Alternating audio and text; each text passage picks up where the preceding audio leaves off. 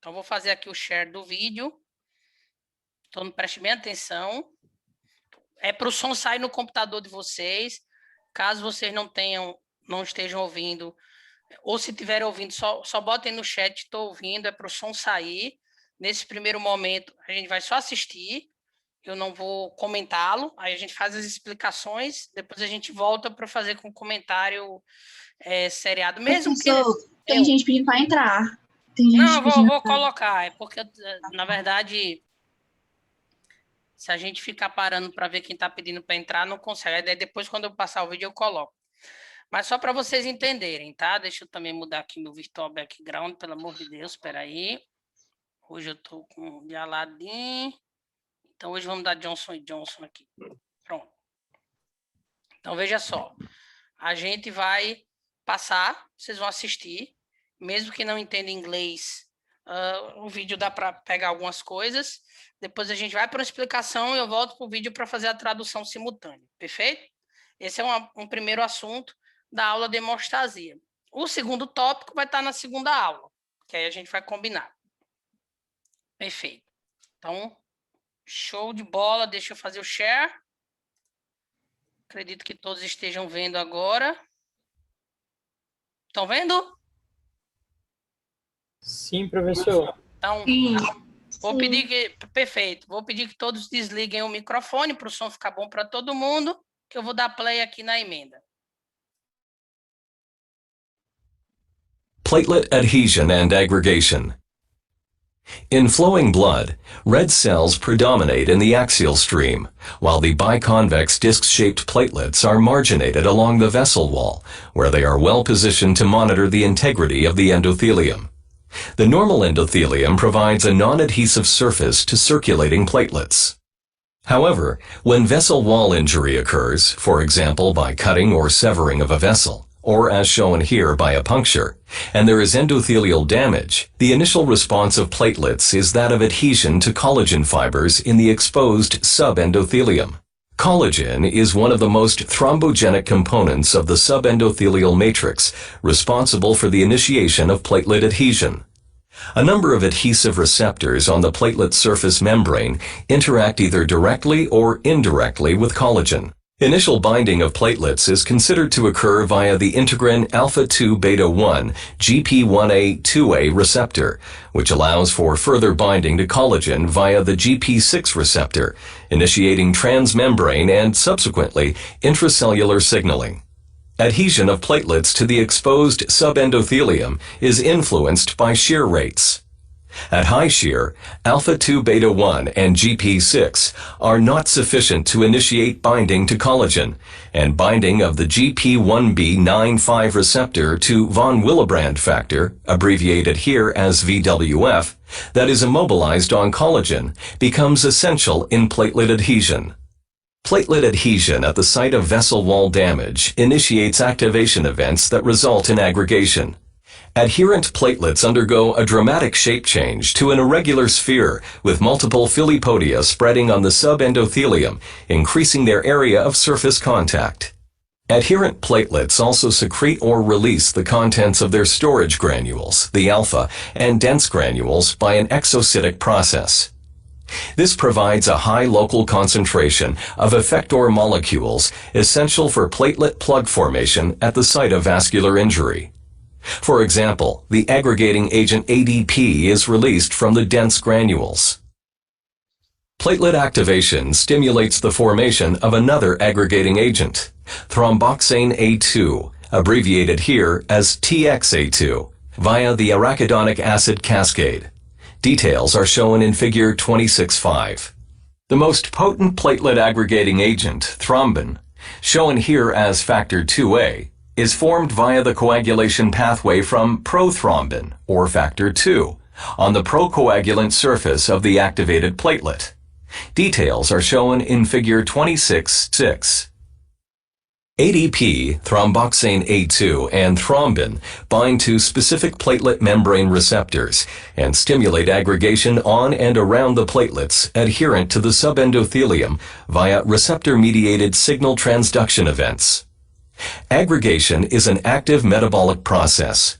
Binding of any of the agonists to their respective membrane receptors initiates signaling pathways that ultimately convert integrin alpha-2b beta-3 or GP2b3A from a low-affinity resting state to a high-affinity activated state for binding extracellular soluble ligands such as plasma fibrinogen and von Willebrand factor. Fibrinogen is shown here. The transmission of an intracellular signal leads to disruption of the complex between the cytoplasmic tails of alpha-2b beta-3, followed by a conformational change in its extracellular globular head domains from a bent to an extended state, promoting the binding to fibrinogen and von Willebrand factor. Divalent fibrinogen and multivalent von Willebrand factor function as bridges between alpha-2b beta-3 receptors on adjacent activated platelets, thus allowing platelet aggregation to proceed. In this way, the large and complex metabolic repertoire of platelets allows them to effectively perform their primary physiological role, that of supporting hemostasis upon tissue trauma to form a platelet plug that arrests blood loss from a vascular injury.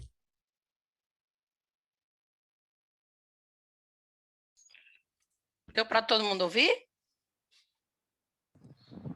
Ouvi? Deu sim, professor. Deu sim. Perfeito, pessoal. Então, vejam bem. Hoje a gente vai começar a falar um pouquinho para vocês de hemostasia. Na verdade, eu sempre reservo 2 aulas para ela. É um tema tão complexo e que eu acho que vocês vão ter... É tão importante para a formação de vocês, e ao mesmo tempo se vê pouco no curso, né, e se aprende pouco, que eu pego as 2 aulas que eu tenho da fisiologia para trabalhar. E vocês aqui esqueçam o brasão, tá certo? Porque eu peguei um slide que eu já tinha e apenas utilizei. Mas o conteúdo é o que interessa. Então, esse brasãozinho aqui que está aparecendo não reflete nada, mas está aí, né? Está registrado. Bom, e o que seria hemostasia, gente? Hemostasia nada mais é do que o conjunto de fenômenos biológicos que, deixa eu botar aqui numa cor mais legalzinha, né, como se fosse uma balancinha. Você imagina que no lado da balança a gente tem os fatores que favorecem o sangramento, ou seja, a gente tem um indivíduo com espectro hemorrágico.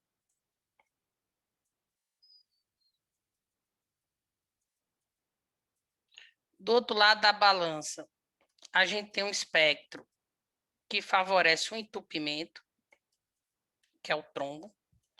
E hemostasia nada mais é do que o conjunto de ações fisiológicas que trabalham para que deixemos o nosso organismo nesse constante equilíbrio entre a atividade pró-hemorrágica e a atividade pró-trombótica, ou seja, em situações de fisiológicas, nós estamos num constante equilíbrio para que nem percamos volume sanguíneo para o espaço extravascular, né? Não pode sair sangue do vaso sanguíneo, mas, ao mesmo tempo, não permitamos que, né, não seja permitido que determinado leito vascular se acumule ali um conjunto de elementos sanguíneos entupindo.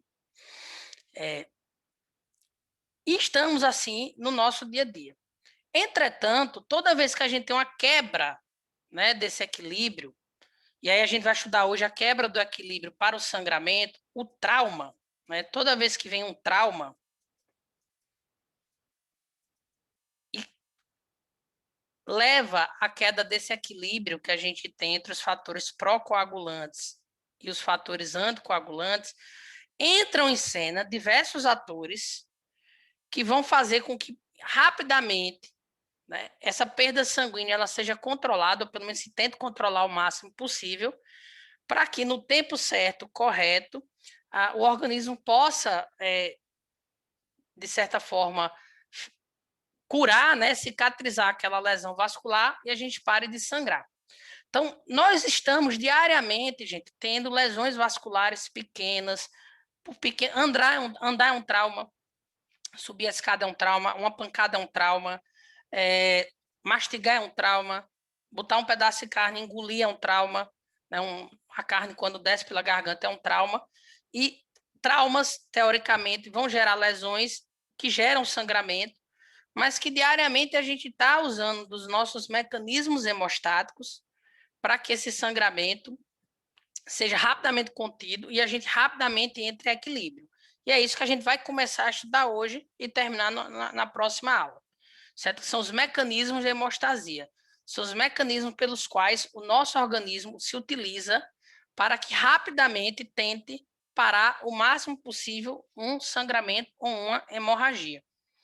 E aí, antes de tudo, a gente vai para o conceito do que é uma hemorragia, né? Hemorragia é quando eu tenho sangue, então está aqui, um endotélio vascular, um vaso sanguíneo, eu tenho sangue dentro do vaso e por qualquer motivo esse sangue vai para o extravascular, né? Então qualquer presença de tecido sanguíneo, e aí eu falo sangue como, não é nem tecido hematopoético, é o sangue mesmo como essa mistura líquida de células, e aí a gente vai usar a hemácia como referência, né? Porque o sangue ele é vermelhinho.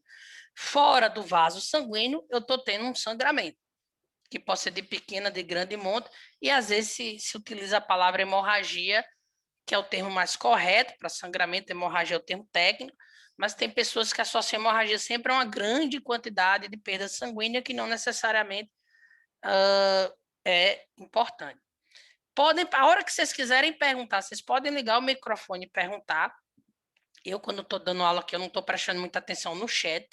Eu já vi que alguém perguntou se a gravação é disponibilizada, vai ser, tá? E só peço para se identificar quem está falando comigo para eu saber com quem eu estou respondendo, porque eu fico meio distraído. Didaticamente, nós dividimos a hemostasia em 3 etapas, tá? Nós temos uma hemostasia chamada de hemostasia primária. Então, preste bem atenção, depois eu vou botar o material para vocês. Nós temos uma hemostasia chamada de hemostasia secundária.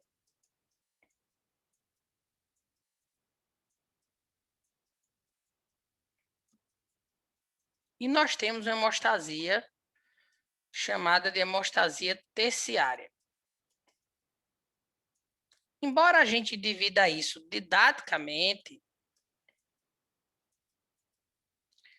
na prática, quando a gente tem o principal estímulo fisiológico para que isso aconteça, que é o trauma vascular, está tudo acontecendo ao mesmo tempo, tá? Como vocês vão ver aqui no esquema no próximo slide. A gente divide didaticamente para entender, porque precisamos, obviamente, principalmente quando estamos aprendendo, de uma certa divisão de conceito para a gente, e principalmente quando a gente está estudando coisa molecular, né? A gente precisa, eu vou nessa aqui que acho que contrasta melhor.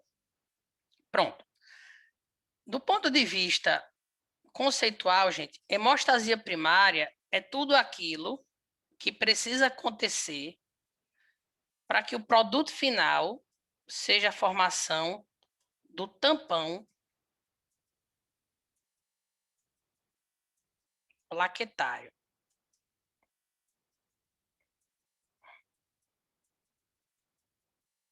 Não se preocupe com a leitura não, que o material dessa aula eu vou fornecer para vocês, tá? Então, essa etapa 1 aqui corresponde à hemostasia primária. Que o termo mais correto que deveria estar aqui, na verdade, não é nem trombo, é tampão. Então, tudo que a gente estudar, que tiver relação direta com a formação do tampão plaquetário, a gente vai colocar numa caixinha chamada hemostasia primária, tá?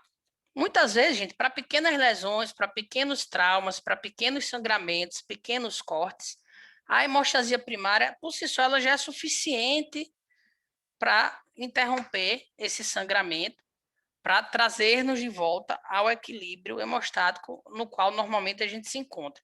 Então, um exemplo prático, quando um homem se corta... Professor, Eu. licença. Tem gente tentando entrar na aula ainda, professor esperando autorização. Olha, todos que aqui estavam, eu admiti, né? Às vezes a pessoa pode ainda estar lá no, conectando. Mas assim, aqui para mim não aparece ninguém tentando entrar. Talvez seja alguém que eu já dei a autorização e fica ali conectando. Mas para mim na sala todos estão presentes. Se tiver alguém que não esteja, que você saiba, se você souber o nome, eu posso procurar se eu acho aqui na relação específica, mas aqui consta na sala agora 45 estudantes. Ah, conseguiu, beleza. Pronto, gente. Então, um exemplo prático. Vou fazer minha barba, me corto com a gilete. É um corte pequeno, certo? Mas é um corte que sangra, é um sangramento de pequena monta, é um trauma superficial. E muitas vezes, para conter esse trauma superficial, a hemostasia primária ela já é suficiente. Tá? Então, as pessoas com hemostasia primária que funciona bem, elas vão ser eficientes em conter principalmente esses pequenos sangramentos, esses sangramentos de pele, após pequenos traumas. E assim, a facada da Rita, por exemplo, né, a gente vai precisar de todo o nosso mecanismo hemostático possível, por quê? Porque é uma lesão mais profunda. Né? A priori, imagina-se que é um trauma mais profundo. E aí, quando eu tenho uma lesão mais profunda, muitas vezes eu vou necessitar da hemostasia secundária. O que é hemostasia secundária? É tudo aquilo que é importante para que, ao final, eu tenha formado uma proteína resistente e elástica chamada de fibrina. Tá? Então, enquanto a hemostasia primária ela é responsável por formar o tampão plaquetário, a hemostasia secundária ela vai estar se preocupando e vai estar acontecendo ao mesmo tempo e formar, né, uma proteína estrutural fibrilar e resistente que consegue se polimerizar, que é a fibrina. Quando eu junto um tampão plaquetário com fibrina, quando eu junto esse combo, um tampão plaquetário que em cima dele eu formei uma rede de fibrina, isso é o que eu chamo de coágulo.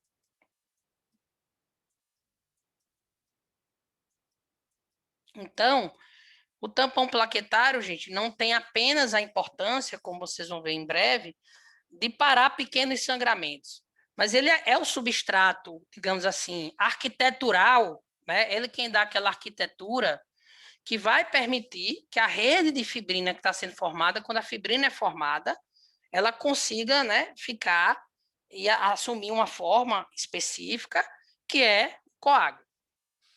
Então, a hemostasia secundária está representada por essas duas etapas aqui, tá? Que é a propagação e a famosa, que é objeto da próxima aula, cascata da coagulação. E, por fim, que nós não estudamos aqui no segundo período, mas só para vocês saberem, nós temos a hemostasia terciária, que é o famoso limpador, né, da sujeira. Então, depois que eu tenho o trauma vascular, que eu tenho a reparação da lesão vascular, que eu fiz o coágulo de fibrina, que eu parei de sangrar, aquele coágulo, que não deixa de ser uma estrutura que está diminuindo a luz do vaso, ele passa a não ser mais necessário. Né? Eu já tive a reparação vascular. Então, aquele coágulo, depois que ele cumpriu sua função, ele já não tem mais sentido de existir. E aí nós temos a hemostasia terciária, que basicamente ela vai ser responsável pelo fenômeno de fibrinólise, que nada mais é representada aqui pela etapa 4, a remoção do coágulo quando ele não mais é necessário. Então, a partir do momento que eu tenho um trauma, gente, entra em cena diversos mecanismos que vão, ao final, quando bem sucedidos, permitir que eu não sangre, ou seja, o sangramento seja estancado. Inicialmente forma uma cola, né, um remendo naquele buraco que é o trauma para parar de sangrar, que seria o coágulo. E, por fim, quando a parede vascular ela está regenerada, perfeito? Aí, eu não mais preciso daquele coágulo, vem o limpador, né, o sistema que vai lá e vai restaurar a total patência do vaso, que é o sistema fibrinolítico. Só para vocês terem uma ideia da complexidade que é a hemostasia. Então, vou deixar só apagar aqui para a gente passar.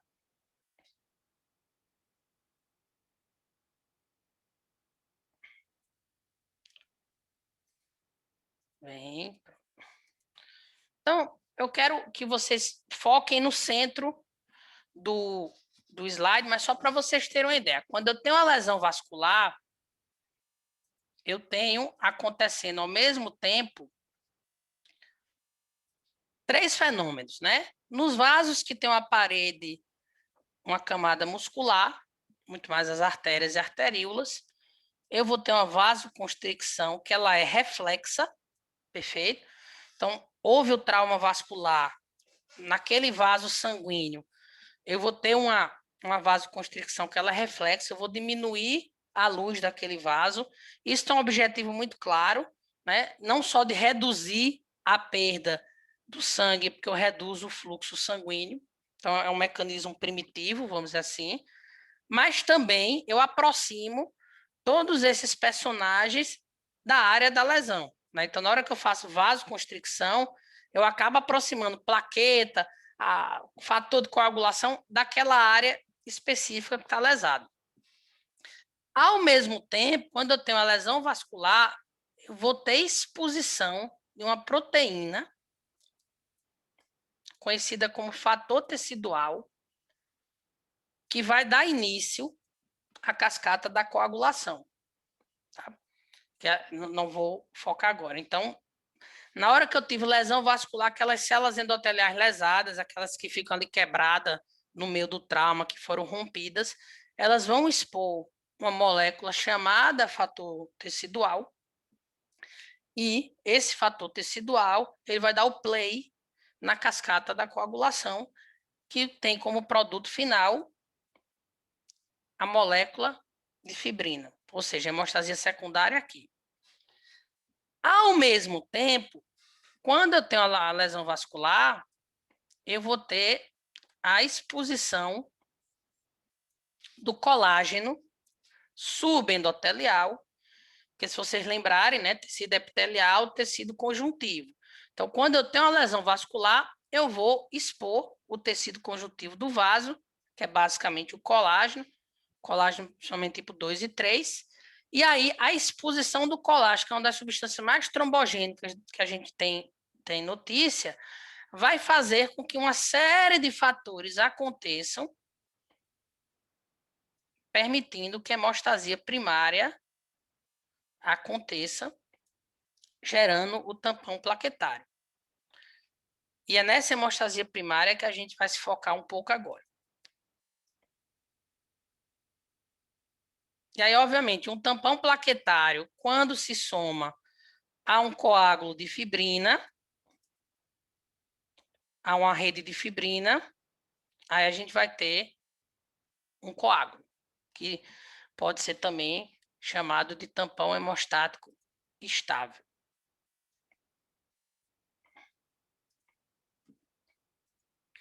E quem são os grandes atores que participam dessa hemostasia primária? Tá? Então, os 3 grandes atores que participam da hemostasia primária, então, agora dividindo e entrando no foco principal da aula de hoje, que é a hemostasia primária, são as plaquetas, uma proteína conhecida como fator de von Willebrand, e o próprio endotélio vascular, que dá início, dá o play em tudo. E aí, falando um pouquinho das plaquetas, gente, as plaquetas são células que têm sua origem na medula óssea, numa célula conhecida como megacariócito, tá? O megacariócito, só para vocês terem uma ideia, é a maior célula do corpo humano em volume, não em extensão, a maior célula em extensão, ela é o neurônio, mas ela é a maior célula em volume. E ela é um precursor lá na medula óssea, que sofre um fenômeno muito interessante e muito exclusivo dela, que é o fenômeno de endomitose. Então, o megacariócito também é a única célula do corpo humano que ela tem mais do que uma diploidia, né? Então, só para vocês lembrarem, né, aquela coisa da citologia, nossas células em geral são diploides, os gametas são haploides, mas o megacariócito, ele sofre endomitose. E o que é endomitose na prática? Endomitose é o fenômeno que você passa por todo o ciclo de divisão celular, você duplica o seu material genético, você duplica a sua quantidade proteica, mas você não se divide. Né? A célula em si não se divide. E isso vai acontecendo, até que, quando o megacariócito chega mais ou menos na diploidia de 64N, ou seja, ele fez uma divisão 4N, 2 divisões 8N, 3 divisões, 5 divisões celulares, aí sinais intracelulares vão permitir que ele comece a se, como eu diria, tem um termo do português, mas formar vesículas, né? Vai ser, tem um verbo para isso que é descrito no livro, que eu sempre me enrolo, mas vai se vesiculando, né? No gerúndio fica mais fácil, e vai liberando esses fragmentos celulares, que são as nossas queridas plaquetas. E eu já chego nelas. Tá? Então, o megacariócito, vocês só vão encontrar na medula óssea. Ele é grande, ele não sai da medula. O que vocês vão encontrar no sangue periférico é o produto da sua fragmentação, que são esses fragmentos celulares, que são as plaquetas, que são pequenos corpúsculos, mas que não são ainda reconhecidos como células inteiras. Se você me perguntar por quê, é uma briga inútil, há quem acha que é, há quem acha que não é. Isso, para mim, é meramente conceitual. Ela tem um metabolismo próprio, ela é desprovida de material genético, assim como a hemácia, mas, na prática, como ela advém como um pedaço de uma célula maior, ela não advém de uma divisão celular inteira, né? Ela é um fragmento de uma célula maior, que é o megacariócito. Aí o povo fica fazendo picuinha com essas coisas, chama a bichinha apenas de fragmento, corpúsculo, e por isso que vocês vão ler que o tecido sanguíneo tem os famosos elementos figurados, né? E não, as plaquetas não se dividem, até porque elas não têm material genético. Então, quando elas saem da medula óssea para o sangue, elas saem apenas com material metabólico, né, que elas usam. Alguém ia falar?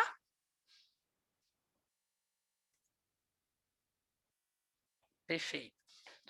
Bom, hoje a gente tem conhecimento que não só a medula óssea produz plaquetas, existe um conhecimento que uma parte das plaquetas, eu não vou dizer das nossas, porque ainda não foi provado no ser humano, mas uma parte das plaquetas em ratos e macacos, elas advêm do tecido pulmonar. Então, a gente ainda não sabe a implicação disso para o ser humano, né? Mas em ratos e em macacos e animais maiores, 1/3 das plaquetas advém do tecido pulmonar.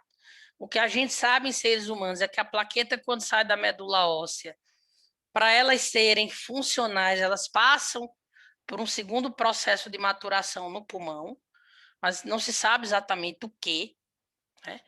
E de forma que o pulmão, o tecido pulmonar, ele é importante nesse fenômeno de maturação plaquetária, mas a gente ainda não tem ainda um entendimento desse achado para a biologia do ser humano, né? Então, provavelmente, no futuro, vocês vão ouvir alguma coisa a respeito dessa correlação, né, de pulmão com plaqueta, e isso talvez possa ter uma implicação real na condução de saúde nossa do dia a dia, mas por enquanto é apenas um achado de curiosidade.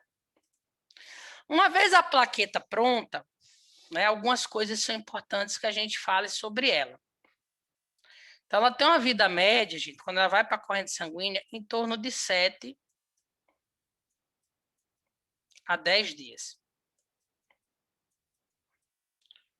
É mais ou menos isso que dura uma plaqueta. Certo? Deixa eu só apagar esses outros desenhos aqui para 30% de nossas plaquetas, no indivíduo normal, elas ficam sequestradas, retidas, como uma reserva no baço. Então, o baço tem uma circulação toda própria, né, que ele retém, ele segura mais ou menos 30% de nossas plaquetas, do total de nossas plaquetas, para exatamente quando você está no momento de hemorragia, você ter um estoque, um background muito rápido para ser jogado na corrente sanguínea. Então, é importante entender isso, porque indivíduos que, porventura, tenham uma condição que aumente o tamanho do baço, por algum motivo, uma coisa que nós chamamos de esplenomegalia, eles vão cursar, eventualmente, com a queda da contagem plaquetária no exame do hemograma, que nós chamamos de plaquetopenia, único e exclusivamente porque um baço maior vai sequestrar um número maior de plaquetas. Então, em vez de ele reter 30%, ele retém 50%, 60%, depende da causa, depende do motivo. Mas isso, fisiologicamente, nós já estamos retendo. Se eu fizer um exame hoje de hemograma e disser a vocês que minha contagem de plaqueta é 250 mil, entende-se que isso é 75%, 70% do que eu tenho circulando. 30% está lá no baço, só que, obviamente, aquilo eu não consegui coletar para ser aferido. A plaqueta, no seu estado de repouso, ela tem essa forma discoide. Professor, só uma curiosidade, assim, normalmente é comum em alguns cânceres, né, você ter esplenomegalia, né? Qual é a relação, assim, mais ou menos? Tem a ver alguma coisa essa pergunta? Depende do câncer, né? Se você tiver um câncer de célula sanguínea, a esplenomegalia é porque o tecido é esplênico. Se você lembrar, quer dizer, o lembrar eu não sei porque eu não sei em que momento vai vir no sentido da grade curricular, né? Mas a gente, quando é feto, né, a gente faz hematopoiese primeiro no fígado e no baço. Então, os tecidos esplênicos e hepáticos são tecidos que o sistema hematopoético, por definição, já uma hora já foi medula óssea, aquilo já produziu sangue. Então, quando a gente tem um câncer, né, o comportamento da célula tumoral ele não é mais normal, né? Ele já não é mais um comportamento esperado. Então, algumas células dessas despirocam e começam a ir para o baço, achando que lá é onde tem, né, a terra do ouro e do mel. Chega lá, não tem nada, continua sendo um baço porcaria. Mas elas ficam lá, elas vão infiltrando, né, vão se acumulando ali no tecido esplênico, pela natural relação que uma célula hematopoética um dia já teve com aquele tecido. Certo? Tem outros cânceres que podem aumentar o baço por aumentar, por exemplo, vocês ainda vão estudar em anatomia, mas eventualmente fazer um entupimento, né, da corrente da circulação portal, e aí o baço não consegue mais, a veia esplênica, fazer o efluxo de sangue, começa a haver ali uma retenção sanguínea daquela circulação por um trombo, por um crescimento tumoral, e o indivíduo pode cursar com hipertensão portal, e na hora que você gera uma hipertensão no sistema portal, que vocês ainda vão estudar, né, o sistema de vasculatura, né, portal ou mesoesplânico, como é o nome mais chique. Então, o sangue, na verdade, quando ele não consegue ir para frente, ou ele vai por uma colateral ou ele vem para trás. Aí ele volta para o braço e acaba engurgitando, e aí você tem uma esplenomegalia clássica chamada esplenomegalia congestiva. Isso pode acontecer em alguns cânceres, embora a causa mais comum é cirrose ou xistossomose, no nosso meio, xistossomose. Mas prestem bem atenção nisso aqui, tá? A plaqueta na sua forma de repouso, em repouso, quando ela está de boas, ela está na sua forma discoide. Perfeito? Ela é meio discoide. Se você for olhar numa lâmina de sangue periférica com a plaqueta, ela está lá na sua forma discoide. Dentro da plaqueta, além do que tem dentro de qualquer célula, tem duas coisas que são muito próprias das plaquetas, que são os grânulos plaquetários. São divididos em dois grupos. Os grânulos densos, que recebem esse nome porque no interior tem cálcio. Então, quando a gente vai ao microscópio eletrônico e olha uma plaqueta, a gente chama de denso porque tem muito cálcio. E esses grânulos densos, além do cálcio, eles também são ricos em ADP e em serotonina. Então, é fácil saber o que tem dentro dos grânulos densos, desculpe, porque são poucas coisas. E uns grânulos chamados alfa, aqui representados, que se vocês forem olhar, tem um mói de coisa dentro deles. Tem uma grande quantidade de fatores que vão atuar no vaso sanguíneo, na corrente sanguínea, em outras plaquetas. Então, aí alguns, como fator de crescimento, fibrinogênio, fator 5, tromboglobulina, e assim vai. Tá? Então, o grânulo alfa tem um monte de coisa dentro dele, e o grânulo denso tem o cálcio, a ADP e a serotonina. E tudo isso, quando a plaqueta for participar, que ela se ativar, e a ativação plaquetária vai fazer com que ela mude de forma, e ela passe a emitir projeções citoplasmáticas, como se fossem pseudópodes, né? Se vocês viram no vídeo, ela tem uma hora que ela vem os braços saem assim. Então, ela vai começar, quando ela estiver ativada, a eliminar, por essas projeções, todo o seu conteúdo granular, certo? Tanto o que está dentro do grânulo denso, quanto o que está dentro do grânulo alfa, que vai atuar naquele ambiente, fazendo com que haja reparação tecidual, ativando outras plaquetas e assim sucessivamente. Tá? Professor, mas é muita coisa para eu decorar. Infelizmente é. Mas o importante, se você aprender o que está dentro do grânulo denso, o restante está no grânulo alfa. Das substâncias que estão dentro do grânulo alfa, eu queria chamar a atenção para uma específica, que é o fator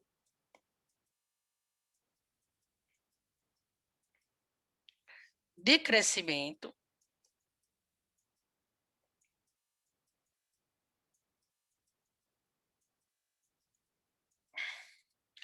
derivado das plaquetas, tá? Deixa eu botar aqui embaixo, depois vocês vão receber, tá no texto também.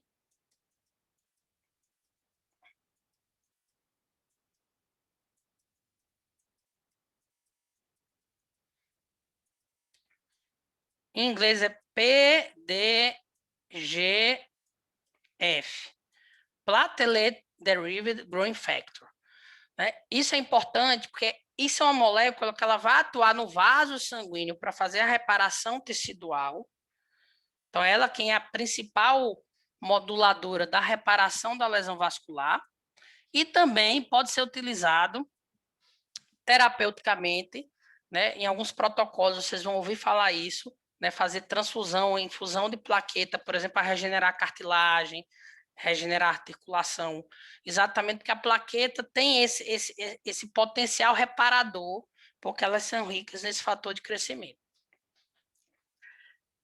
Tudo isso que a plaqueta traz com ela, que está dentro dos grânulos, que ela já sai da medula óssea com isso, pode ou não usar, vai depender da necessidade, mas ela já sai com isso dentro dela, nós chamamos de mediadores pré-formados. Então, o que é um mediador plaquetário pré-formado?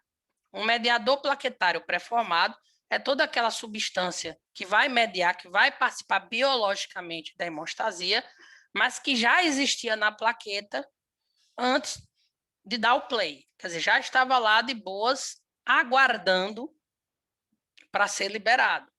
Né, o termo técnico que vocês vão ver nos livros textos é extrusão. Né? Ela vai fazer a extrusão desse conteúdo.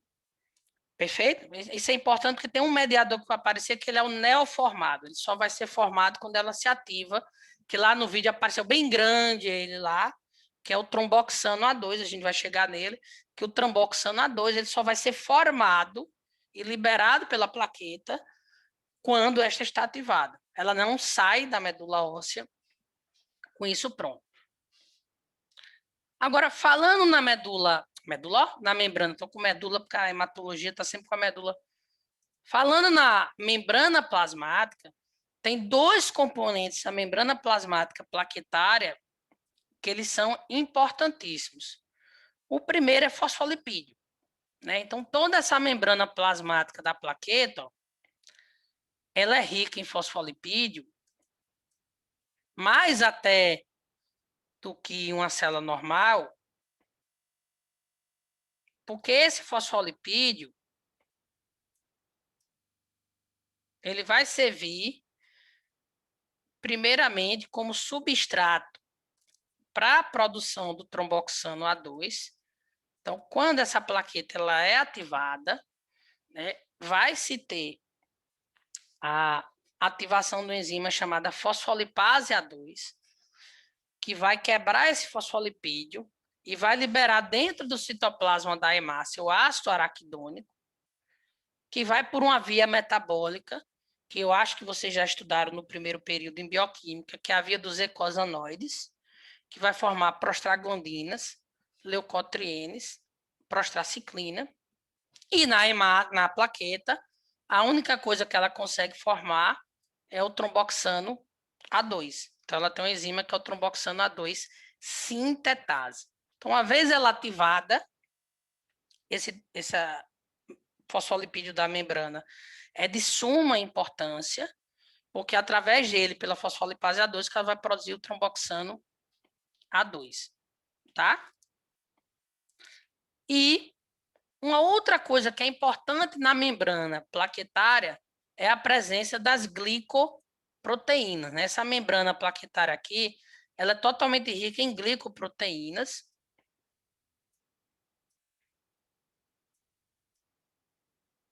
que atuam principalmente como moléculas ou de adesão ou como receptores.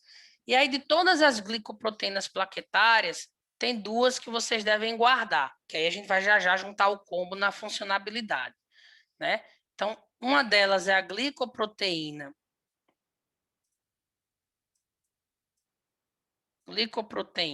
1B, certo? E a outra delas que eu vou botar aqui é a glicoproteína 2B, 3A.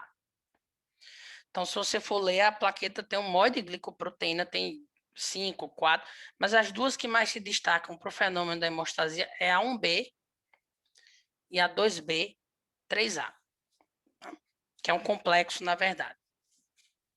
Então, perceba como esse pequeno disquinho, né, é uma estrutura de alta complexidade e que tem uma capacidade muito dinâmica de responder aos estímulos humorais presentes no ambiente. Aí já eu volto para cá. Pronto. Por favor, ninguém escreva, tá? Porque aqui é um momento que vocês podem até escrever, mas eu vou pedir que ninguém escreva. Então, gente, quando a gente divide a hemostasia primária ela é dividida em 3 etapas, tá? A primeira etapa da hemostasia primária é conhecida como adesão plaquetária.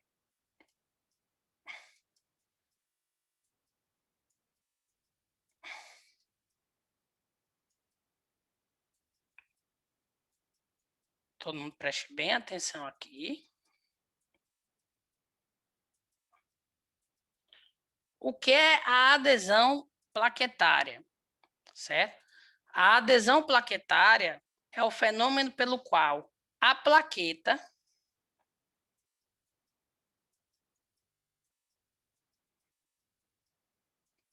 se liga ao vaso sanguíneo, que nesse caso é o colágeno subendotelial, que só aparece quando há lesão vascular. Então, em situação de normalidade, eu tenho plaquetas circulando, estão ali no vaso sanguíneo, mas o endotélio vascular, ele está encobrindo, ele está tapetando, ele está escondendo o colágeno.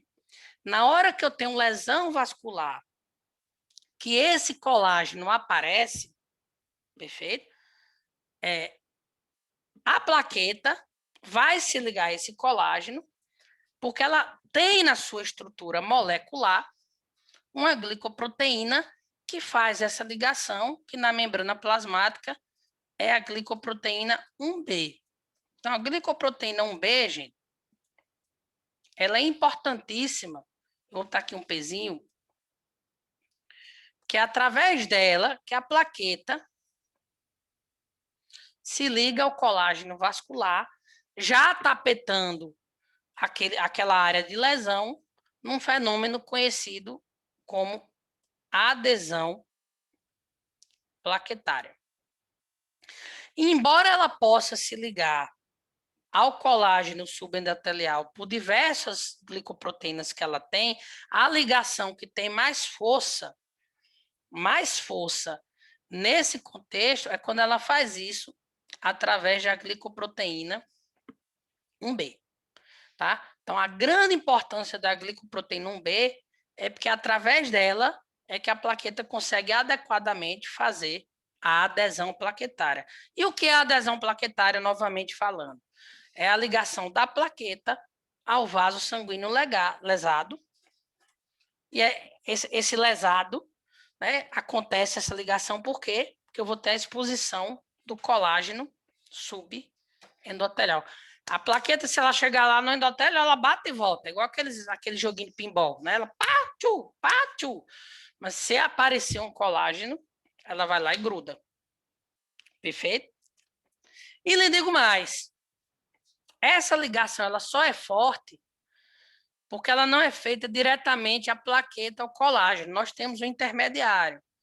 Então, para que essa ligação, essa adesão plaquetária, ela seja extremamente eficiente, para que ela seja robusta, né? A plaqueta, na verdade, ela usa uma ponte, uma molécula que faz uma ponte entre ela e o colágeno, que é o fator de von Willebrand.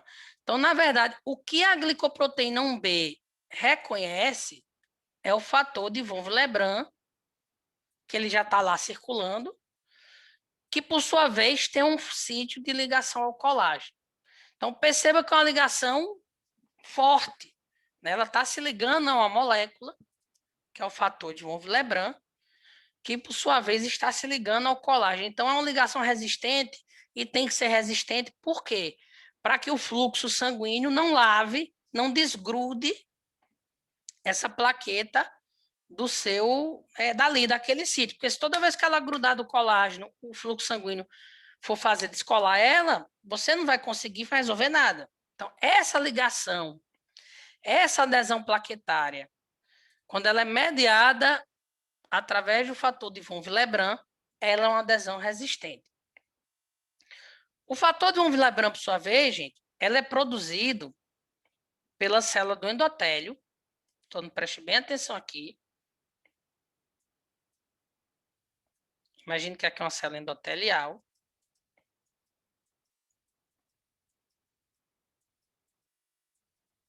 E ele é produzido e eliminado da célula do endotélio. E ele é uma proteína fibrilar, ele é como se fosse uma mola. Né? Ele é uma proteína que vai formando multímeros, é como se fosse uma mola. Então, ele vai saindo assim, ó. Tchu, tchu, tchu, tchu, tchu, tchu, tchu. E para que o fator de von Willebrand ele seja eficiente, ele tem que ter uma conformação molecular específica, que em situação de normalidade, o sítio que a plaqueta reconhece fica escondido. Então, você imagina que seja um fator de von Willebrand. Então, em situação de normalidade, a parte que liga a plaqueta está escondida. A plaqueta não enxerga, está aqui uma plaqueta, ó. Ficou feio aqui meu dedo, peraí. Deixa eu tirar esse virtual background, que aí vocês vão entender o que eu estou.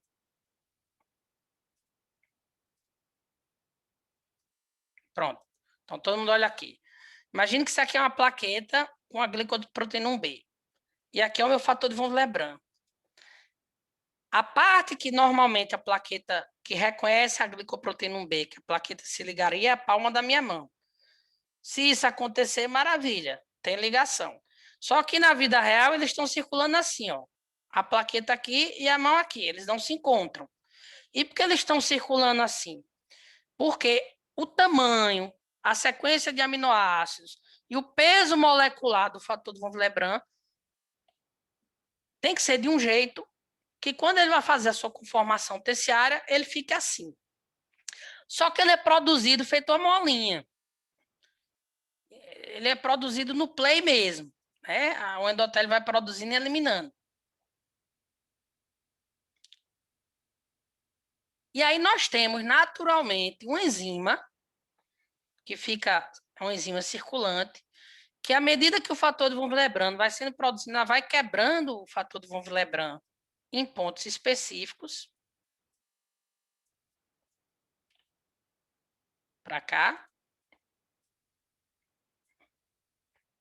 Fazendo com que o fator de von Willebrand que realmente circule seja de um tamanho ideal. Porque se o fator de von Willebrand ficar grande demais, e aí nós chamamos multímeros de alto peso molecular do fator de von Willebrand, isso pode fazer com que mesmo em situação sem trauma, ele saia se ligando às plaquetas, porque não consegue atingir a conformação ideal. Maria, pera. Fica aí, eu tive um susto, desculpa. O áudio aqui quase que eu vou pro saco agora, viu? Mas foi como eu pedi mesmo, você tá certo. Só um minutinho, Lorena, só para não perder aqui o raciocínio. Essa enzima que faz isso é uma enzima chamada de Adams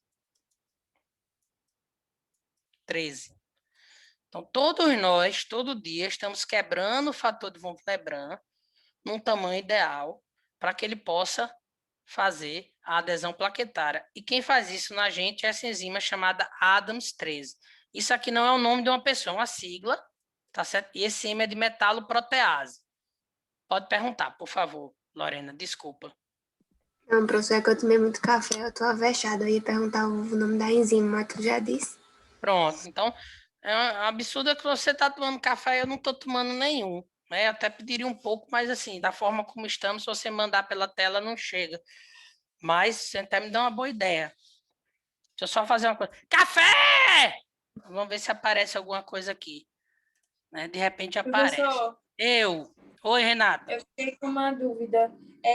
Você disse que a Adams 13 ela quebra o fator e aí torna ele no tamanho ideal, mas não é um tamanho ideal para ele já agir e entrar em contato com e promover a adesão. Ele fica circulando, mas ainda é inativo, né? Eu não diria inativo, mas o ideal por quê? Porque a única coisa que ele tem exposta, normalmente ele fica circulando, e a única coisa que ele tem exposta é o sítio, a minha plaqueta, o exemplo é ceboso, porque é a mão, mas vai dar para fator de von Willebrand. Imagine que a plaqueta vê é a palma da mão. Mas normalmente o fator de von Willebrand circula numa conformação que ele não expõe isso. O que é que ele deixa exposto? O local de reconhecimento do colágeno. Só que não tem colágeno normalmente, porque a gente não tem, né, o endotélio está tapetando. Então, numa situação normal, eu tenho um fator de von Willebrand de tamanho tal, que a única coisa que ele deixa exposto é o sítio de ligação ao colágeno.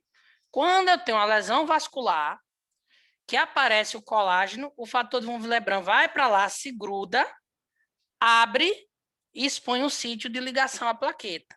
A plaqueta que já está circulando com sua glicoproteína 1B, vê aquilo e faz tchum, se liga, e o nome disso é adesão plaquetária. Professor, então no caso, a plaqueta ela não se liga ao colágeno, né? Que eu coloquei aqui errado, então. Ela se liga ao fator de von Willebrand. Wagner, você não colocou errado, porque ela tem outras glicoproteínas que faz com que ela se ligue diretamente ao colágeno, então você não está errado.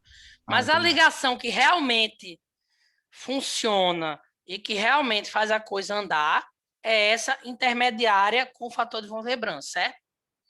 Ela tem algumas glicoproteínas que não estão aqui, mas até no vídeo aparece ali, eu vou repassar o vídeo já para vocês verem, que liga ela diretamente ao colágeno, mas essa ligação não tem resistência, e se você não tivesse uma coisa de maior resistência, o fluxo sanguíneo natural desgrudaria aquilo. E aí é onde entra o fator de von Willebrand, dando uma ligação firme. Professor, mais uma coisa. Eu acho que não tem muita relação, não sei. Mas, por exemplo, a pessoa que tem diabetes, ela tem dificuldade em cicatrizar algumas regiões. Tem alguma relação com uma dessas coisas aí que o senhor está falando? Boa pergunta, tem sim. Né? O excesso de açúcar, por exemplo, no sangue, acaba dando disfunção endotelial. Então, na verdade, o diabético ele tem um endotélio que não responde adequadamente aos estímulos. Ele acaba tendo lesão crônica do endotélio. Então, ele não é necessariamente nessa parte aqui da história, mas para cicatrizar, eu preciso que o sangramento esteja interrompido para que o tecido regenere. Então, é mais na parte da regeneração tecidual que o endotélio do diabético é totalmente despirocado. Professor, e essa enzima está presente aonde? Na circulação? Na corrente sanguínea. Na circulação, tá. Isso. E aí, gente? Professor, Oi. no caso, a ligação entre a plaqueta e o colágeno, ela acontece a partir dessa glicoproteína, um B, com o fator VW, né? Que não é o nome. Mas aí, no caso, esse fator VW, ele depende diretamente da enzima Adams 3, né? Não, deixa eu ver se eu faço melhor para você. Antes de tudo, vamos dar o nome ao bichinho, né? O fator de von Willebrand, para fixar. O segundo, na verdade, assim, o fator de von Willebrand que vai passar para a demostrasia, ele já passou por isso. Isso aqui é o que acontece com ele quando ele está acabando de sair da sua fábricazinha, que é o endotélio. Ele é quebrado na molécula de tamanho ideal e aí vai ficar circulando. Quando eu tenho lesão vascular, o que vai aparecer lá no colágeno é o fator de von Willebrand oriundo de duas fontes. A circulação, que ele está circulando, e para ele estar circulando, ele já passou por esse fenômeno aqui, perfeito? Então, o fator de von Willebrand, quando a gente fala, já parte do pressuposto que ele sofreu esse fenômeno na sua produção.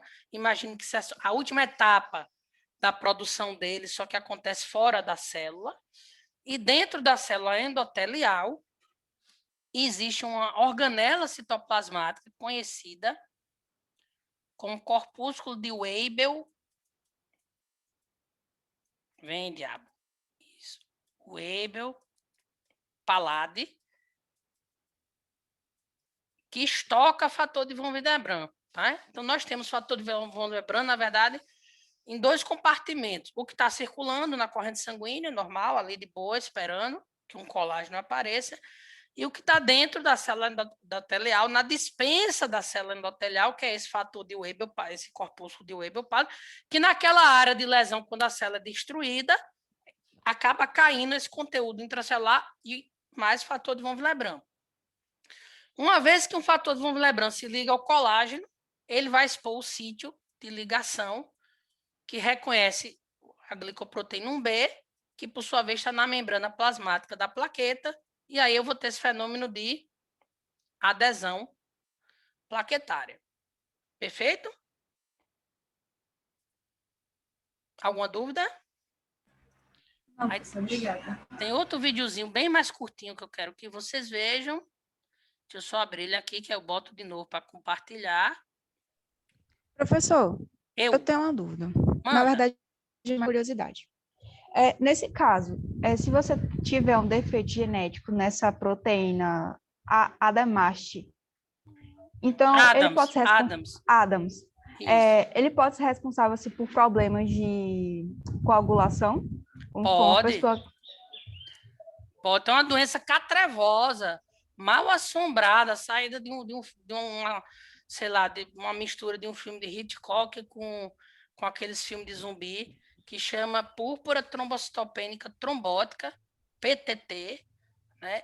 Que o paciente ele vai ficar com deficiência de Adams 13, e aí começa a ter a agregação, entupimento da circulação por trombos, basicamente formados por um emaranhado de fator de von Willebrand que fica grande e um molde de plaqueta que se gruda lá. Porque ele grande demais, ele não consegue esconder o sítio de ligação à plaqueta. Eu queria tirar outra dúvida, porque eu sei que a vitamina K, ela também está relacionada com a questão de fator de anticoagulação. Ela é algum cofator para uma dessas proteínas que tem aí?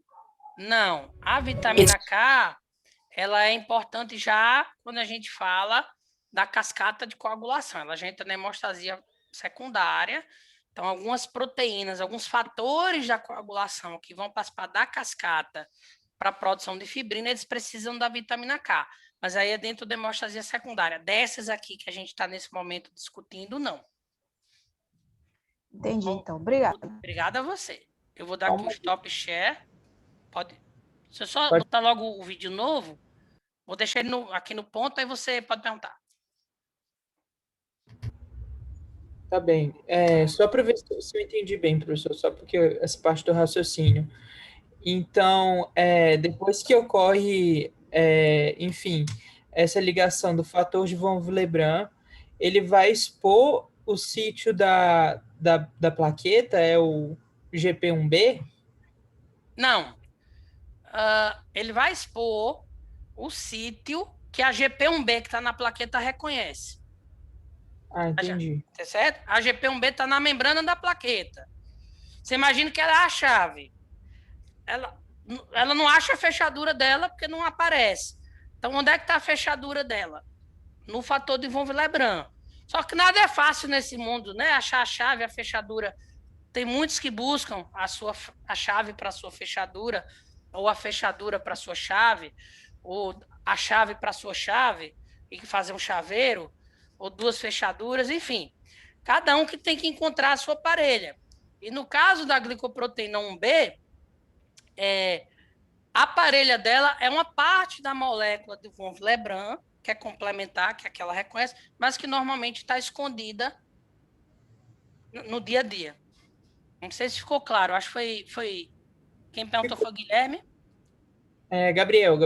Perdão, Gabriel, pronto. Agora, olha aqui esse videozinho rapidez dessa história da Adams 13. Tá aí para vocês o vídeo? Tá sim, professor.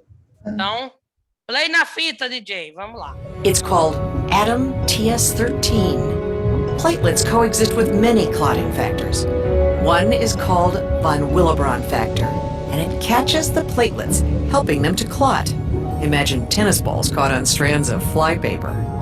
To keep the platelets from clumping together too much, Adam TS13 cuts through the von Willebrand factor and allows the platelets to continue moving. Inhibiting Adam TS13 allows dangerous blood clotting throughout the body and causes TTP.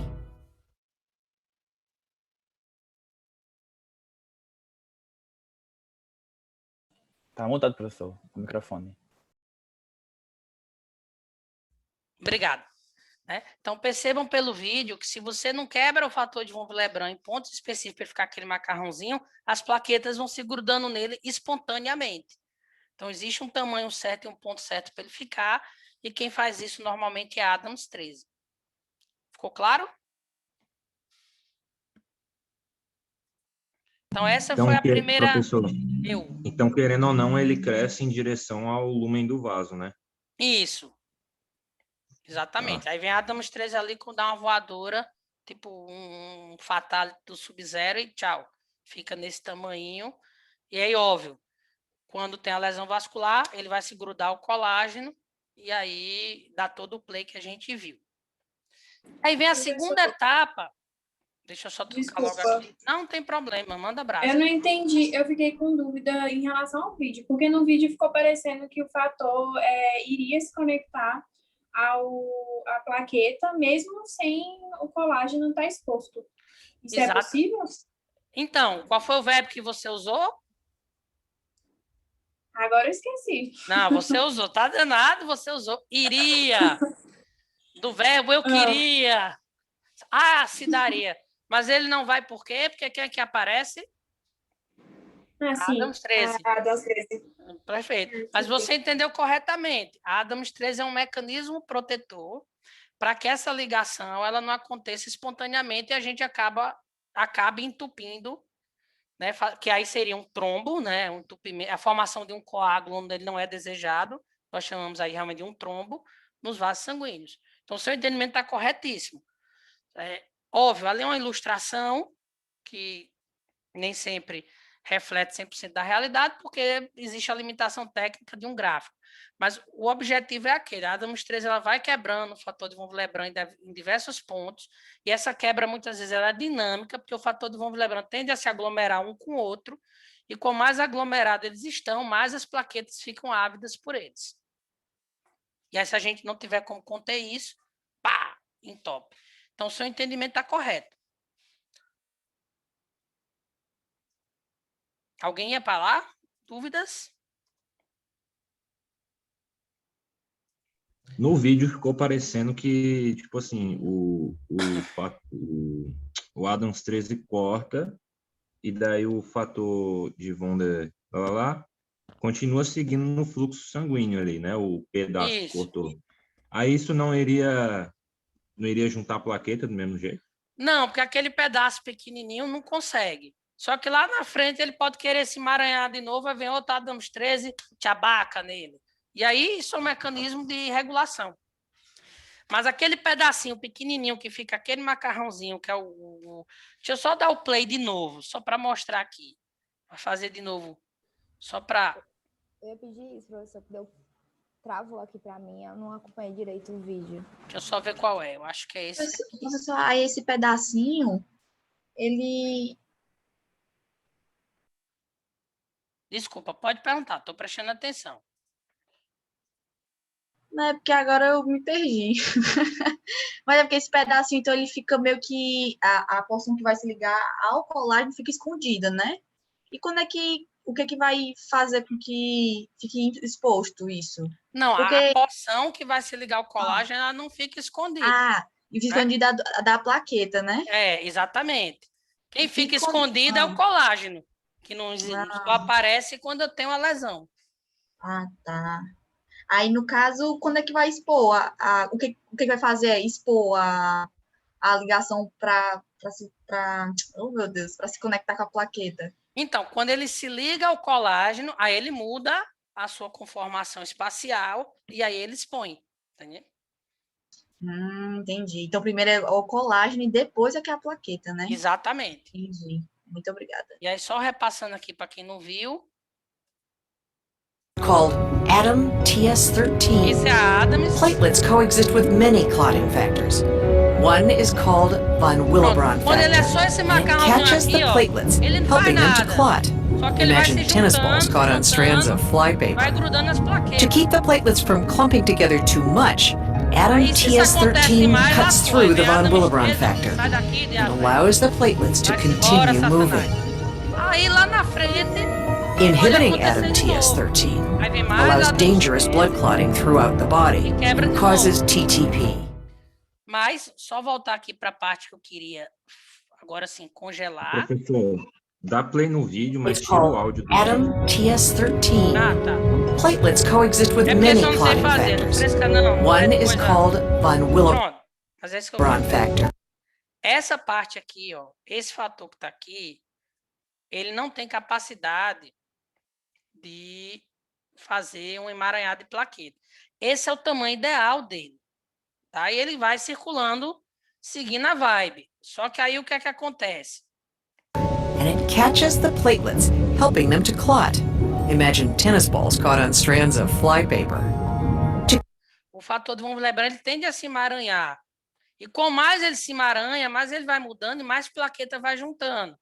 Então, se ele se emaranhar Keep the platelets demais, from clumping together too much, Adam TS13 cuts through the von Willebrand factor and allows... Aí a Adams 13 vem e corta e devolve ele para aquele tamanho original. Perfeito? Acho que agora ficou claro. E eu já entendi a história do tirar o som. Para o próximo eu já... Alguma dúvida? Pessoal, eu tenho uma dúvida. Dá para me escutar? Tô ouvindo.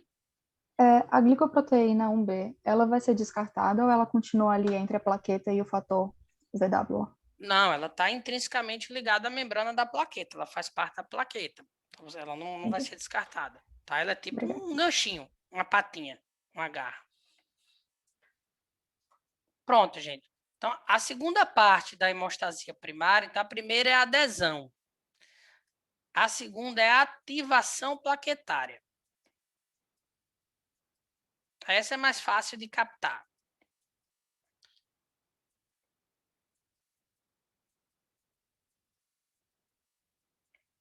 Eu sempre digo a Camila, essa aula de hemostasia não tem jeito, tem que ter 2 aulas. Então, o que é ativação plaquetária? Quando as primeiras plaquetas, elas sofrem a adesão plaquetária, a glicoproteína 1B, né, então vou desenhar aqui em cima, lembre-se que a plaqueta ela é discoide, e na sua membrana plasmática eu tenho as glicoproteínas, então está aqui a 1B, que é o exemplo, e essas proteínas vão, né, quando ela se liga ao fator de von Willebrand, isso gera toda uma transdução de sinal que vai gerar a ativação plaquetária, tá? Então, as primeiras plaquetas, elas vão se ativar porque eles fizeram adesão, se ligaram ali ao colágeno e fizeram adesão. E a ativação plaquetária, ela é dividida em 3 etapas, que acontece tudo junto ao mesmo tempo, mas que eu divido didaticamente em letra A. Mudança conformacional.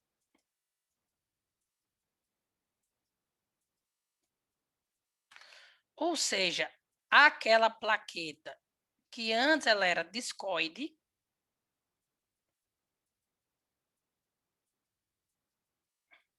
ela passa a assumir uma forma algo estrelada. Seria mais assim, na verdade. Que é através desses prolongamentos que ela vai eliminar o conteúdo que ela tem nos grânulos e também o seu conteúdo neoformado. Porque quando eu tenho ativação plaquetária, na hora que eu ligo aqui, né, e dou play na plaqueta, além dela mudar de forma, na letra B aqui, deixa eu botar uma coisinha mais destacando, ela vai fazer a ativação e vai fazer a síntese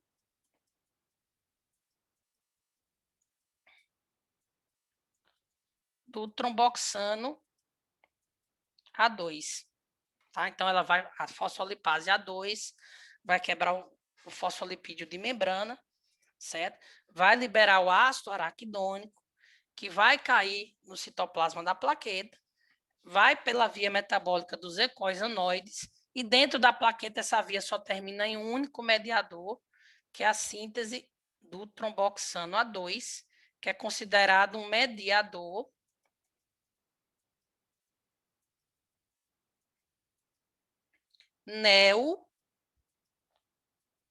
neoformado, porque uma plaqueta, quando ela sai da medula óssea, ela não tem nos seus grânulos, em canto nenhum, tromboxano A2. Ela só tem e só produz após ativação. E por isso que nós separamos os mediadores em pré-formados, toda aquela tuia que ela já traz com ela, e os neoformados, que de importância para nós aqui é o tromboxano A2. Então, no que ela se ativa, ela muda de forma, ela emite essas projeções, produz o tromboxano A2, perfeito? Isso tudo está acontecendo ao mesmo tempo. E aí, obviamente, o final disso é a extrusão, entendeu a extrusão como eliminação,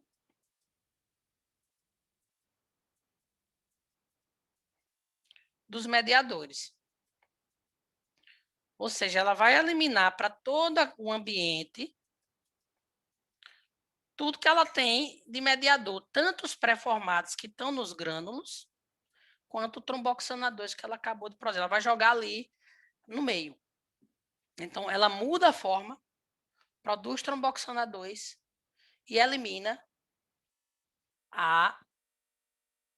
os mediadores pré-formados e, obviamente, o tromboxano A2 que ela acabou de formar. E aí a gente tem a ativação plaquetária. Então, só para vocês terem uma ideia, um dos maiores antiagregantes utilizados no planeta Terra, que é a aspirina, o ácido acetil salicílico, ela atua única e exclusivamente inibindo isso. Ela inibe a síntese, ela inibe a fosfolipase A2.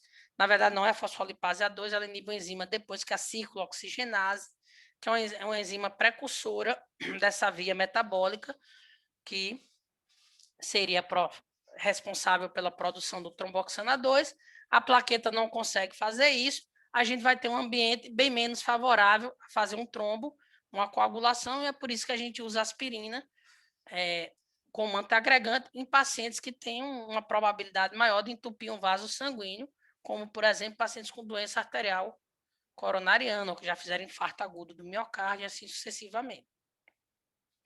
E ela age aqui, inibindo, nesse contexto de antiagregação, inibindo a síntese do tromboxano A2. Captou? Capisco? Dá uma revisada aí, então, desde o começo, professor, para dessa parte aí. Tem como? Não, a revisada eu vou fazer, porque aí sim eu vou tirar o som. A revisada eu vou fazer no vídeo, que o vídeo vai mostrar tudo isso de novo. Pode deixar, você não vai se perder, não. É Ô, só professor, eu. foi porque o senhor tinha falado que a mudança conformacional ia fazer com que liberasse os mediadores pré-formados. Aí, no caso, mas de toda forma, isso acontece na terceira fase que o senhor falou, ou já lá na primeira? Ah, não, tá tudo acontecendo junto e ao mesmo tempo, né? Na hora que ela começa a emitir as projeções, aquilo que ela já tem, ela já vai liberando, aí produz tromboxanador, libera também. Não existe uma ordem cronológica real, né? Até deve existir, mas isso acontece em milissegundos. Então, o olho humano, ele não consegue, a mente humana não consegue fragmentar esse processo. Tá tudo acontecendo ao mesmo tempo. Obviamente, alguma coisa ela é um pouco mais anterior à outra, mas numa fração de tempo que a gente não consegue didaticamente, né? Eu divido em mudança conformacional, produção de tromboxanadores e eliminação de seus conteúdos, mas vocês entendam a ativação como tudo junto e misturado. Vai acontecer essas três coisas. Tá? Óbvio, enquanto ela está produzindo a tromboxanador, nada impede que ela libere lá um ADP que ela já tem. Não existe esse pré-requisito, certo? Certo, obrigado. Obrigado a você. E o terceiro, gente, para terminar a hemostasia primária, é a agregação plaquetária.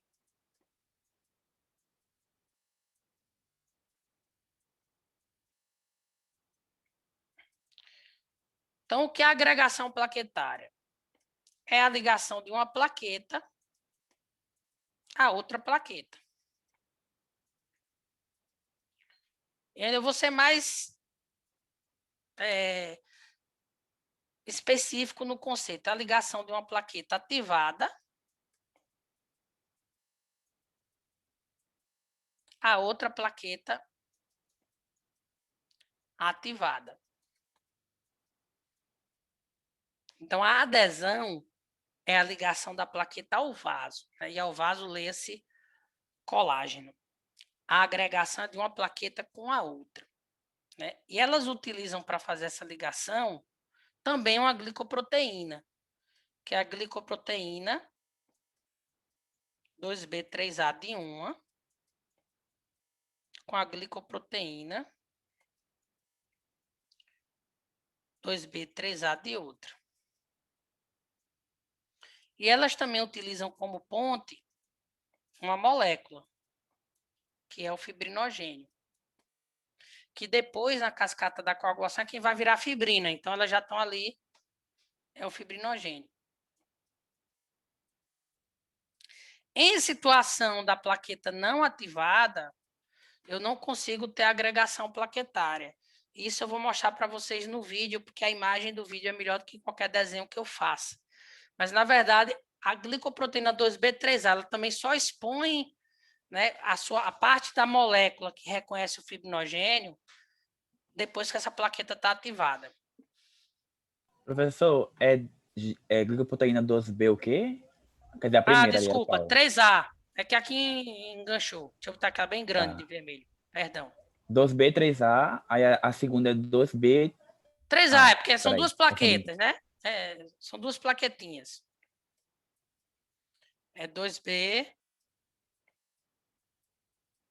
3A.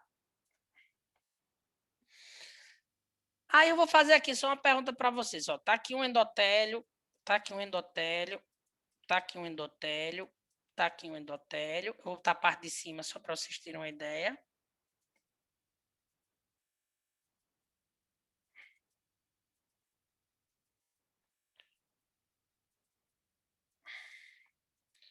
Aí, esse endotélio de baixo, vamos imaginar que ele sofreu uma lesão vascular e expôs aqui um colágeno.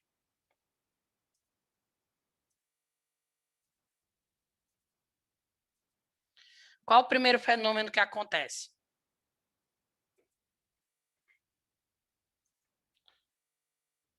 A adesão. Hein, gente? Pode falar, pode gritar aí, pode ligar o... Adesão plaquetária. Adesão plaquetária. Muito bem, então eu vou desenhar aqui as plaquetinhas. Uhul!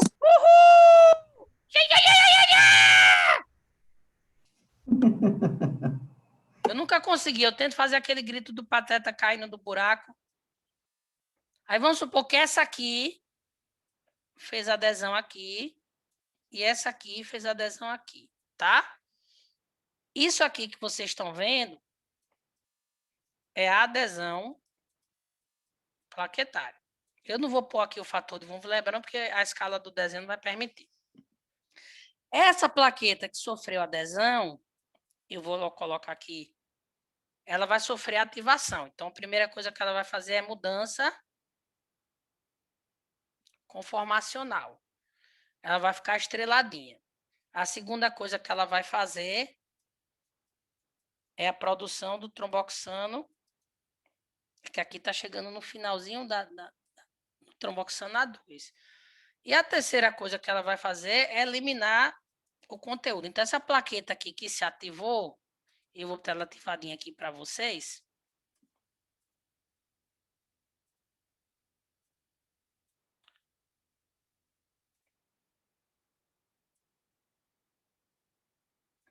Ela vai eliminar para o ambiente o seu conteúdo, aquele molde de substância. Nesse conteúdo vai ter tromboxano A2 e vai ter também o ADP, além das outras coisas. Por que eu estou chamando a atenção do tromboxano A2 e do ADP? Porque as plaquetas, elas têm receptores na sua membrana plasmática para essas duas moléculas. Então, quando um tromboxano A2 encontra essa plaqueta e um ADP encontra essa plaqueta, aquela plaqueta que está longe, aquela plaqueta que está distante, vão gerar os mesmos fenômenos, né? Vão iniciar as mesmas etapas de ativação plaquetária. Perfeito? A diferença é que essa ativação plaquetária não foi mediada por uma adesão, foi mediada por outras moléculas que se ligaram a receptores específicos. E de onde vieram essas moléculas? Daquelas primeiras plaquetas que sofreram adesão, se ativaram, e aí liberaram o tromboxano A2 e ADP, e aí aquela plaqueta que até tentou fugir, sabe o povo quando vê um incêndio, vê gente, não vou parar, não, vou me embora, não é comigo, não. Quando chega o ADP, a LIF vem, filha, se ative que você participa também aqui da treta. E aí, daqui a pouco, gente, vai começar a ter isso aqui, ó. Um monte de... Calma. Deixa eu só... Um monte de plaquetinha ativada, que aí elas vão começar a se ligar e vão formar um tampão plaquetário através da agregação plaquetária. Agora sim, pode perguntar, desculpe, que eu estava no meio do raciocínio. Nada, desculpa eu. Isso é um feedback positivo, no caso? Não, porque não é na própria plaqueta, é em outras. Ah, tá. Aquela que se ativou, ativada já está.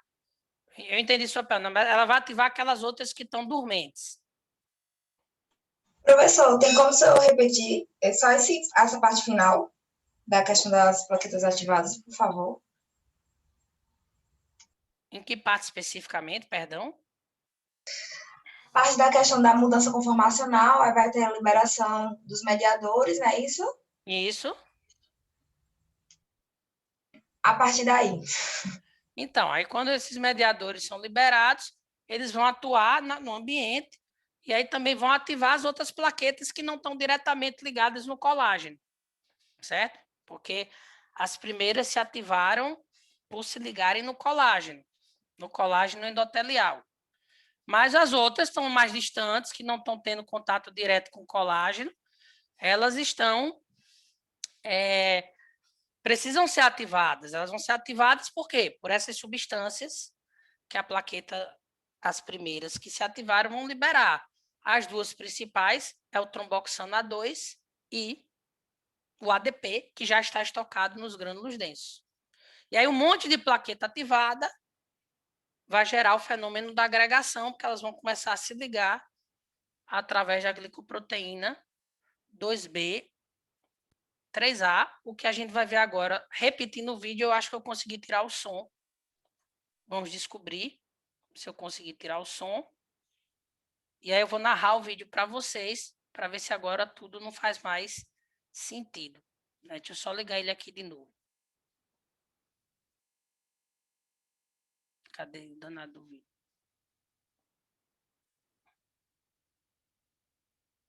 Então, só um minutinho. Essa minha imagem tá psicodélica, né? Agora que ela ficou grande para mim, ficou bem uma coisa. Cadê aqui? Então, vamos lá. Estão me ouvindo? Sim. Então, aqui a gente tem o sangue circulando. Certo? Sangue circulando.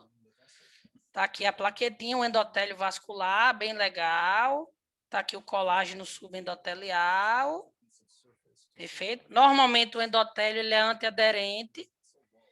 Mas aí eu tive a lesão. Quando eu tive a lesão, começa a ter sangramento, começa a expor o colágeno subendotelial, né? E percebam que tem algumas plaquetas aqui fazendo adesão plaquetária. Num vaso que tem muscular, que aqui não está representado, eu teria também a vasoconstricção. Quando eu amplio isso, né, perceba aqui no colágeno, né, a plaqueta na sua forma de repouso discoide, ela vai se ligar ao colágeno através de diversas glicoproteínas, ele está mostrando aí no vídeo. Certo? Então, existe aqui, por exemplo, que se liga diretamente ao colágeno, mas a glicoproteína que realmente faz uma ligação ao colágeno de responsa é essa aqui, que é a glicoproteína 1B, que vai aparecer aqui para vocês. Porque essas que ligam a plaqueta diretamente no colágeno, elas não têm uma ligação forte. Mas a 1B, ela não liga diretamente no colágeno. Ela usa como ponte o fator de von Willebrand. E aí eu tenho uma adesão plaquetária real. E aí, quando isso acontece, vem um sinal de ativação, e uma plaqueta, quando se ativa, ela sofre uma mudança conformacional, que é a emissão dessas né, projeções, e ela começa a eliminar né, os seus conteúdos granulares, tanto os conteúdos dos grânulos densos, quanto dos grânulos alfa. Então, vai jogando para fora. Além disso, ela também começa, e esses são os conteúdos pré-formados, ela também começa a produzir em grande intensidade, em grande quantidade, através da atuação da fosfolipase A2 e através da ciclooxigenase, o tromboxano A2, que é o principal mediador pré-formado, e vai eliminando isso. Essas moléculas que ela está eliminando vão ativar as outras plaquetas, perfeito? Aqui na parte do vídeo, ele também está dizendo que o fosfolipídio da plaqueta, essa estrutura da plaqueta é importante para que haja né, a ativação da trombina, que é importante na segunda etapa da coagulação. Ela quem dá esse substrato para que a cascata da coagulação aconteça. E aí ele chama a atenção desses dois mediadores aqui, ó. Tanto o ADP quanto o tromboxano A2, eles se ligam a receptores específicos das outras plaquetas que estão passando, ativando elas, e aí eu vou ter um monte de plaqueta ativada. E a plaqueta, quando se ativa, o que é que acontece com a glicoproteína 2B3A? A glicoproteína 2B3A, que está aqui representada uma membrana de plaqueta no estado de repouso, normalmente ela está encurvada ou ela não está exposta. Joia? E ela se liga ao fibrinogênio. Só que normalmente isso não rola, por quê? Porque a plaqueta de repouso não está mostrando a parte da 2B3A. Mas quando ela se ativa, a 2B3A se expõe e aí vai ligar essa molécula de fibrinogênio que vai se ligar a outra plaqueta que está ativada também. E aí, essa ligação plaqueta-plaqueta, que vai aparecer aqui, tá aqui outra plaquetinha, é o que nós chamamos de agregação plaquetária e forma o tampão plaquetário. E aí nós encerramos aqui, ó, um monte de plaqueta ativada ligada, nós encerramos a hemostasia primária e em cima desse combo todinho vai acontecer a segunda etapa, que é para a próxima aula, que é a hemostasia secundária. Ficou claro, gente? Eu não entendi onde é que aparece o fator de Von der aí. Perdão, desculpa. Na verdade, eu perguntei, aí estava no mudo, porque eu tirei o volume, perdão. Onde que o fator de Von der Willebrand. Von der Lagrange aparece aí? Aqui, deixa eu voltar bem para você ver. Só ver se já está aqui. Pronto, ele vai aparecer agora, ó. Olha aqui o mouse, aqui o laser point. Então, glicoproteína 1B, fator de Von Willebrand. Mostrando que está se ligando ao fator, que está se ligando ao colágeno aqui. Professor, eu tenho uma dúvida. Tem como o senhor voltar só na parte onde acontece a lesão? Volto. Deixa eu só, porque para voltar... Acho que aqui já vai estar. Ainda não. Pronto, aí. Então, no caso, essa agregação plaquetária, ela vai ocorrer das extremidades da lesão para o meio, porque, veja, se tem a destruição do colágeno, né, aí, então, ele tem que se ligar do meio externo para até chegar ao meio, não é isso? Eu não entendi sua pergunta, mas, assim, aqui ele está fazendo um desenho, você tem que entender que um desenho esquemático nem sempre consegue apresentar o microscópio, mas o vaso ele é circular. Então, teoricamente, a lesão, ela não é no vaso, ela pode transeccionar o vaso, um exemplo prático, e aí a plaqueta, isso tem que acontecer em todo o diâmetro do vaso, ou ser só num ponto específico. É como se ele tivesse tirado a parte de fora do vaso, né, uma parte do vaso, para você poder enxergar o que é que está acontecendo. Não sei se você conseguiu captar. Sim, entendi. É porque aí é aquela história, a gente está lidando com coisa que é eminentemente microscópica. E aí a gente tem que ter um pouco de imaginação, certo? Eu tenho um último videozinho para compartilhar, e aí eu tiro as últimas dúvidas. Esse é bem cebozinho, mas acho que é legal. Deixa eu só achar onde ele está.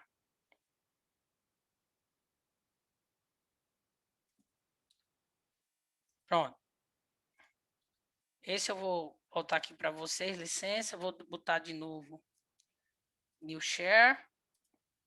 Esse eu vou botar com som, que eu acho que ele até em português. Então, Share Sound. E vamos lá.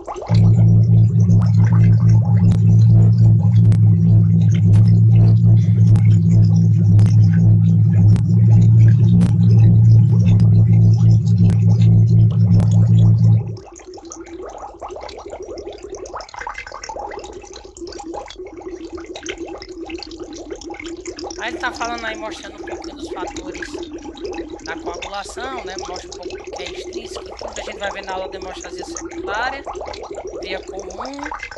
Mas eu acho que vai ter uma lesão vascular aí no meio. Por isso que eu estou botando o vídeo. Se não tiver...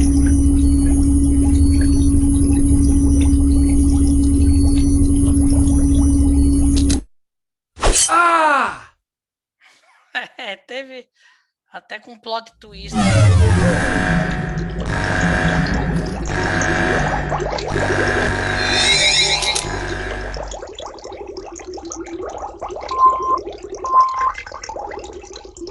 Plaquetinha, ó, chegando, hemácia voando.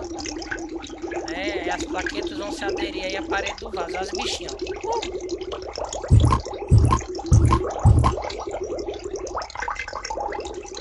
E depois elas vão se agregar. Esse é um pouco mais simples, bem mais simplório, que ele não entra no mecanismo. E aí forma um tampão plaquetário. E aí quando você começa a ter a formação dos fatores da coagulação, em cima desse tampão plaquetário, você vai ter o coágulo de fibrina, né? A rede de fibrina. Aí vem os fatores da coagulação aí. Parece umas cobrinhas. Tchau.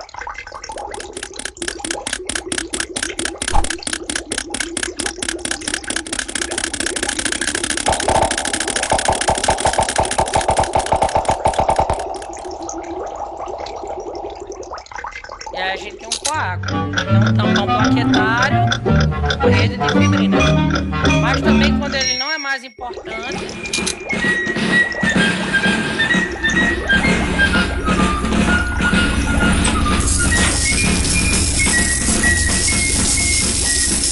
eu tenho monolito e passo o rodo. E aí o macrófago vem lá e limpa todo o excesso de sujeira.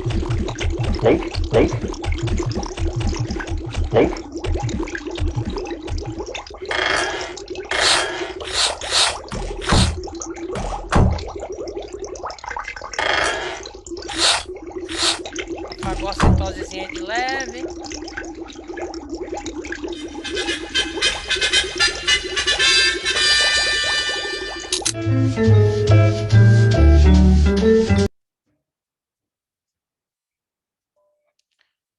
Então, com isso, pessoal, o que eu queria passar para vocês hoje é isso, é hemostasia primária. Eu queria depois que vocês mandassem para mim, pode ser via Gabriel, que eu tenho um contato, o e-mail de vocês, que eu vou mandar nesse primeiro momento o material para vocês lerem, tá? Na verdade, eu vou estar lá no SIGA, quando vocês aparecerem no SIGA, já vai estar lá, mas para vocês irem adiantando, eu vou mandar a parte textual para vocês lerem, tá? Foquem nesse primeiro momento na hemostasia primária e eu vou combinando com o Gabriel como faremos para hemostasia secundária, uma vez com a aula só para as duas é muito pouco, certo? Eu não vou cobrar presença na aula de hoje ainda, né? Já vi que a presença está boa e espero que a situação de vocês se resolvam o mais rápido possível. Falo como professor lá do NDE que a gente está tentando o mais rápido possível para que vocês tenham essa situação resolvida e vocês possam aparecer para a gente e a gente para vocês. Lá no SIGA, que é a nossa plataforma natural administrativa de interação. Dúvidas? Pessoal, eu tenho uma dúvida. Manda. É sobre a ativação de outras plaquetas pelo ADP e a tromboxina, né? Toda plaqueta ativada, ela vai se grudar a essas plaquetas ou existe plaqueta que vai ser ativada e vai continuar na corrente sanguínea? Boa pergunta. Muito provavelmente, como a gente tem muita plaqueta circulante, né, aí eu lhe diria que depende do tamanho da lesão. Lesões pequenas, provavelmente, vão ter mais plaquetas ativadas do que necessárias, que rapidamente fecha. E lesões extensas, você ativa todas que você pode e mesmo assim você não consegue agregar porque elas são extensas. Então, pode, né? A sua pergunta é, pode acontecer? Pode. E você tem uma plaqueta ativada, ela não precisou participar do circuito. É comum? Não, porque, na verdade, tudo isso é regulado de forma que funcione, né, e se estenda apenas para aquela área lesada. Mas pode acontecer? Pode. E o inverso também pode acontecer. Você pode ativar todas as plaquetas possíveis e a lesão, se é uma lesão, por exemplo, de trauma mesmo, uma coisa... Você bem, o cara deu uma machadada, tirou a mão, não tem outro jeito de parar o sangramento ali que não seja usando realmente meios mecânicos e meios de outra natureza, né? Eu costumo dizer que nós temos 14 fatores da coagulação, né? Vocês vão estudar na aula que vem. São 13 fatores que nós temos, mas muitas vezes nós precisamos do 14º fator da coagulação, que é o cirurgião. É tudo isso que a gente tem, na maioria das vezes, em traumas de grande impacto, são suficientes para que a gente não morra na hora, né? Para que a gente tenha tempo de que chegue uma hemostasia mecânica, que é o cirurgião, enfim, e quem prestar o atendimento. Então, pode sim, eu acho que foi a Rafaela. Pode sim, Rafaela. Mas não é o esperado. Isso tudo, numa situação normal, é tudo muito reguladinho. Sim, só uma última coisa. Se tiver plaqueta ativada no sangue, isso pode ser patológico ou não tem nenhum problema? Não, isso pode ser patológico. Tudo isso que eu falei é fisiológico, mas nós temos diversas condições que isso podem se ativar, essas plaquetas podem ser ativadas, sem haver uma lesão vascular específica, e aí você ter todo o contexto da formação desse coágulo em áreas onde você não tem lesão, e aí você entope o que é conhecido como trombo. Tá.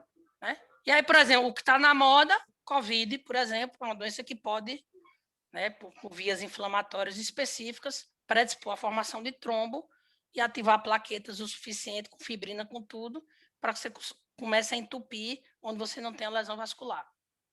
Tá bem. Obrigada. Obrigado. Professor, o senhor indica estudar por qual livro esse assunto? Nenhum. Eu indico estudar pelo material que eu vou mandar. Vou lhe dizer por quê. Porque é um material que eu já escrevi para vocês. Não é nenhum livro que eu publiquei, né? É uma apostila que eu fiz juntando para vocês. Tá? Agora, se você for escolher um livro, né? Vamos falar, não, mas eu gosto de ler um livro.